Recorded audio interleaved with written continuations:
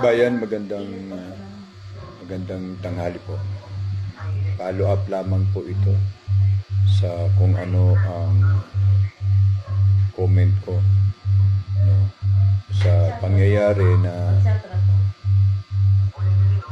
inaakusahan ng administrasyon na to ang iglesia na nagbabayad o magbabayad sa bawat miyembro nito ng 3,000 sa pag-attend sa malakihang pagsasaad o paglalabas ng ating damdamin this November.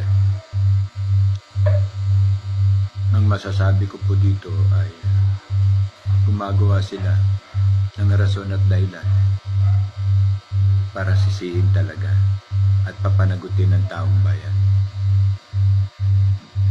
Seryoso po itong bagay, lalo na alam naman natin na si Duterte ang rason kaya kung bakit nalibing si Marcos Sr. sa libingan ng mga bayani.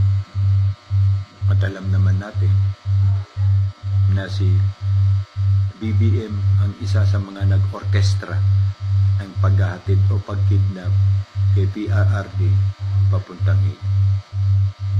Na ngayon ay alam din natin sa mga viral na post na mismong ang ICC ay nagpalabas ng statement sound or message outside the ICC court tungkol sa kung sino at ano at sino-sino ang mga reliable or responsible sa kung paano napunta si Duterte sa Hague.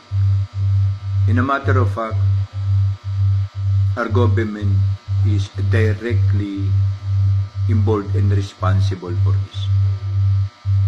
So ngayon, nakita na po natin ang kanilang pagtugma-tugma at pagtahi-tahi ng rason.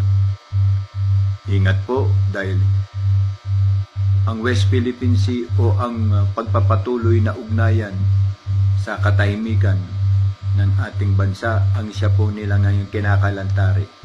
Inviting us, showing us that anytime at any time for this day po pwedeng ma-collaborate ang antas ng kapayapaan ng ating bansa sa isang digmaan.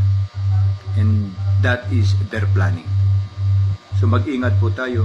Ang Kuya Ed TV po ay isa po sa nananawagan na maganda. At mag-ingat po tayo sa manifesto na ito, sa kolaborasyon na ito.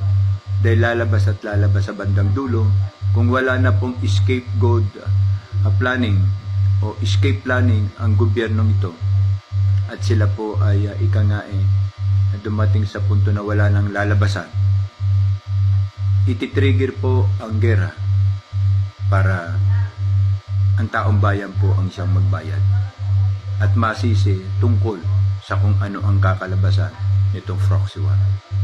Paalala pong muli, maging vigilante po tayo sa lahat ng pagkakataon, oras at sandali. Dahil ang panahon po at pagkakataon, ang gera ay hindi po isang biro. Lahat po ay involved, matanda, bata, pasyente, hindi pasyente, lalaki, babae. Ito po ang pinakamatindi at sila lamang po ang may planong gawin ito. So wag po tayong maging bulag at tanga sa punto na kailangan po natin magkaisa tungo sa pagtutol dito sa pinaplano nilang last contingent plan.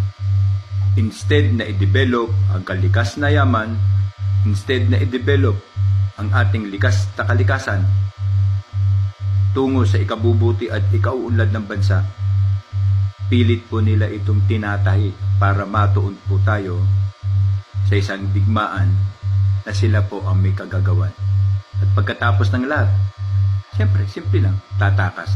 Ganun lang kadali ang katangahan na gusto nilang manahin natin at ng ating mga anak at mahal sa buhay. Ingat po, ang Kuya Ed TV po ay nananawagan, maging vigilante po tayo sa lahat ng pagkakataon at sandali. Ibagsak po natin ang kanilang plataforma na nagngangalan BBM Trolls, All Trolls Army ng administrasyon na to. Na siya pong dahilan at rason kung bakit tayo nagkakahiwalay. Marami pong salamat ang Kuya Ed TV.